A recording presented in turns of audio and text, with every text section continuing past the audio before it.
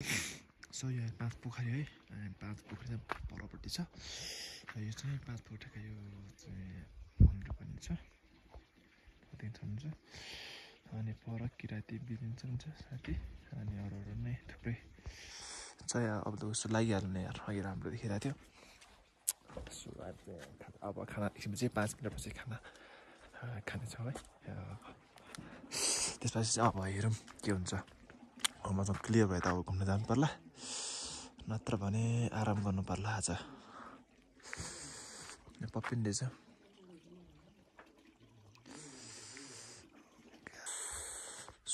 सुसु लागि चाहिँ यो चाहिँ भेडाहरूको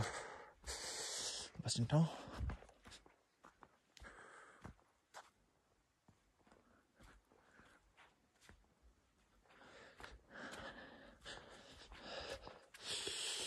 यो भने 5 पोखरी है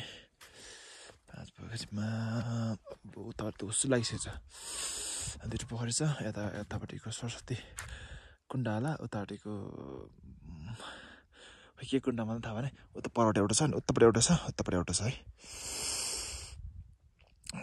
सो लागेको छ राम्रो फाइनल डेस्टिनी है त्यसपछि आफ्टर देन हामी चाहिँ अब भोलि मेबी भोलि बिहान नै हामी चाहिँ माथि तिर जानेछौँ अनि त्यसको भ्यूहरू हेर्नेछौँ है अनि त्यसपछि चाहिँ अब मेबी 2-3 बजे हामी सायद फर्किन्छौँ होला यति नै हो राम्रो छ फर्स्ट टाइम धेरै खुसी छु म